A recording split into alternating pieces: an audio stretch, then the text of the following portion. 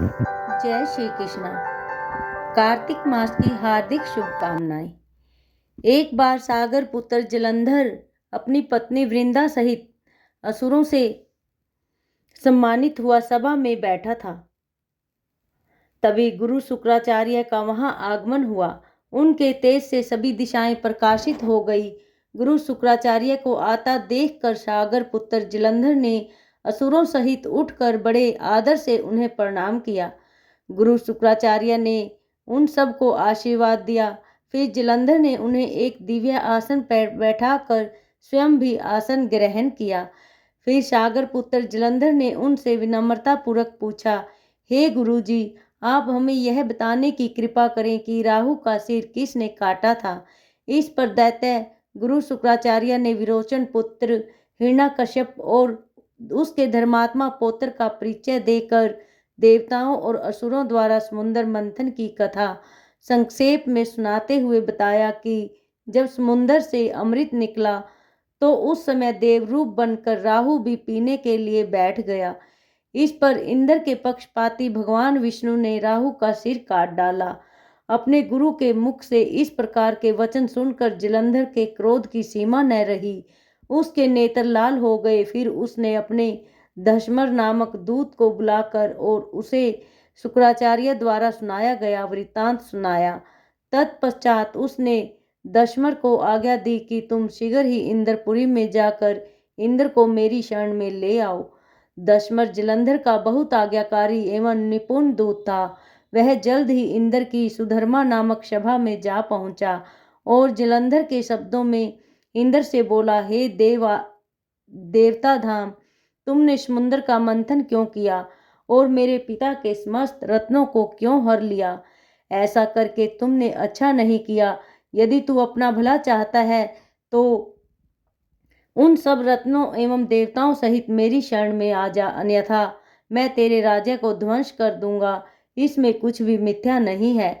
इंद्र बहुत विस्मित हुआ और कहने लगा, पहले मेरे भय से सागर ने सब पर्वतों को अपनी कुक्षी में स्थान दिया और उसने मेरे शत्रु दैत्यों की क्यों रक्षा की। इसी कारण मैंने उनके सब रत्न हरण किए। मेरा द्रोही सुखी नहीं रह सकता, इसमें संदेह नहीं। इंद्र की ऐसी बात सुनकर दूत शीघ्र ही जलंधर के पास आया और सब बातें कह सुनाई। उसे सुनते ही वह दैत्य मारे क्रोध के अपने ओष्ठ फड़फड़ाने लगा और देवताओं पर विजय प्राप्त करने के लिए उसने उद्योग आरंभ किया। फिर तो सब दिशाओं पाताल से करोड़ों करोड़ों दैत्य उसके पास आने लगे। शुंभ निशुंभ आदि करोड़ों सेनापतियों के साथ जलंधर इंद्र से युद्ध करने लगा। शीघ्र ही इंद्र के नंदन वन में उसने अपनी सेना उतार दी। वीरों की शंख ध्वनि और गर्जना से इंद्रपुरी गूंज उठी। अमरावती छोड़ देवता उससे युद्ध करने चले। भयानक मारकाट हुई। असुरों के गुरु आचार्य शुक्र अपनी मृत संजीवनी विद्या से और देव गुरु बृहस्पति देव द्रोणागिरी से औषधि लाकर उन्हें जिलाते रहे। इस पर जलंधर के क्रोध की सीमा न रही और कहा कि मेरे हाथ से मरे हुए देवता जी कैसे जाते हैं। जिलाने वाली विद्या तो मेरे पास है। इस पर शुक्राचार्य ने देव गुरु द्वारा द्रोणाचार्य से औषधि लाकर देवताओं को जिलाने की बात कह दी। यह सुनकर जलंधर और भी कुपित हो गया। फिर शुक्राचार्य जी ने कहा, यदि शक्ति हो तो द्रोणागिरी को उखाड़ कर समुद्र में फेंक दो, तब मेरे कथन की सत्यता प्रमाणित हो जाएगी। इस पर जलंधर कुपित होकर जल्द ही द्रोणागिरी पर्वत के पास पहुंचा और अपनी भुजाओं से पकड़कर द्रोणागिरी पर्वत को उखाड़कर समुद्र में फेंक दिया। यह तो भगवान शंकर का तेज था। इसमें जलंधर की कोई विचित्रता नहीं थी। तत्पश्चात यह सागर पुत्र युद्ध भूमि में आकर बड़े तीव्र गति से देवताओं का संहार करने लगा।